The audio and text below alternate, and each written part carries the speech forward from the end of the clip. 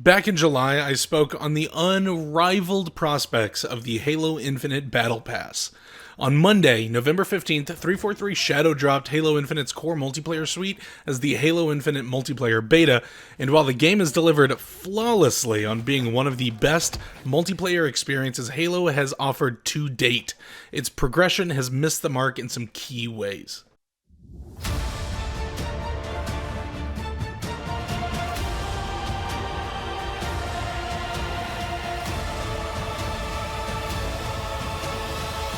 Missions change. They always do.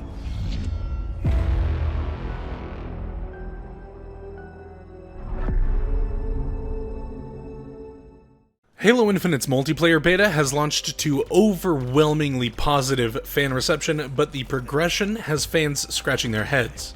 Instead of earning experience points towards the progression of the $10 cosmetics-only Battle Pass on a per-match basis, players are required to complete challenges to make progress towards the 160-plus rewards that are tied to the Heroes of Reach Season 1 Battle Pass, making progress slower than the Chief in Halo Combat Evolved. Frankly, the progression system is bad. Progression is broken up into daily challenges and weekly challenges towards each of the 1000 XP levels. Daily challenges rewards a consistent XP stream, but the value of those challenges decreases the more you play the game, devaluing your time invested the more you play each day. Practice Makes Perfect grants 100 XP for one match played at Step 1. But by the time you reach Step 9, it requires 4 matches played and only grants 150 XP. The flaw in the system alone is virtually impossible to miss. Players should be earning more XP per step of their daily challenges, and not less. Weekly challenges are tiered, typically granting XP based on the assessed difficulty. For the Dodged Determination Challenge, players are required to kill a single player with the Bulldog Shotgun, and grants 200 XP. Power Purview, however, grants 250 XP for winning 3 total control matches in PvP. Finally, Plasma Caster asks players to kill 20 players with the Wraith's Plasma Mortar in PvP. If this slow grind isn't really your cup of tea, but you still want the cool cosmetics, players are able to purchase levels of the Battle Pass for 200 credits per level.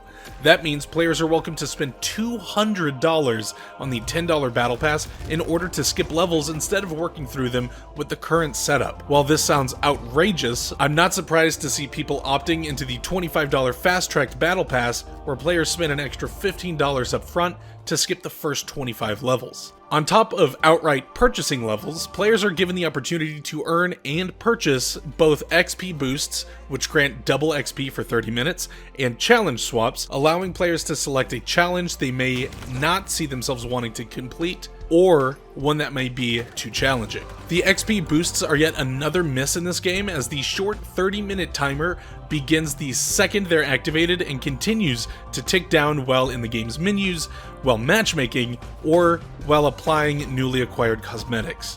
The challenge swaps are another great option for players who may not want to play certain game modes like BTB or an Arena CTF game, but like the XP boosts, they're only unlocked via the Battle Pass or through purchasing with credits, the in-game currency acquired through purchasing with cold hard cash. Perhaps the most frustrating part of this is the lack of matchmaking options available for the time being. Right now, it's impossible to queue and be guaranteed matches that will help you make progress towards some of the mode or weapon-specific challenges that players are dealt out of this deck of cards. Thankfully, the aforementioned challenge swaps help to alleviate that to a point, but again, without spending money on swaps, you may have to work until much further into the Battle Pass to acquire them. This can potentially get you stuck with challenges you can't or don't want to complete until you've poured several hours into the disappointingly limited matchmaking offerings. Now, this isn't to say that the system is unsalvageable. Remember, 343 has stated that the Battle Passes will never expire, allowing us to make progress on them for as long as the game has legs. Not that this will be really a problem, given the season doesn't even end until May 2nd of 2022. The team has also been clear that they're taking in everyone's feedback, both during the initial technical preview outcomes report, as well as via tweets from 343's community director Brian Gerard and the Halo Infinite head of creative, Joe Staten. In the meantime, I do believe that implementation of a placeholder type of progression could make a huge difference. Our very own Don Cabeza suggested something as simple as a 20 XP per match on top of the existing challenges system, giving players at least a sense of progression, at least until something more substantial can be introduced. Right now, Halo Infinite's progression leaves a lot to be desired.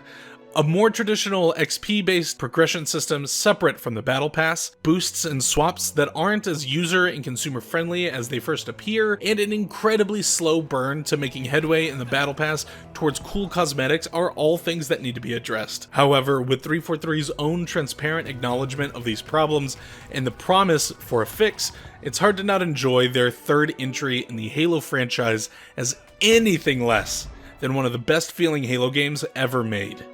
Only time will tell if the campaign manages to stick the same landing as its multiplayer. Guys, thank you so very much for watching this video. Please feel free to let us know what you think of the Battle Pass in the comments down below. Make sure you like and subscribe. Be sure to ring the notification bell as well so that you never miss another review, preview, or opinion piece from us here at XboxEra. Thank you guys so very much for watching, and stay tuned.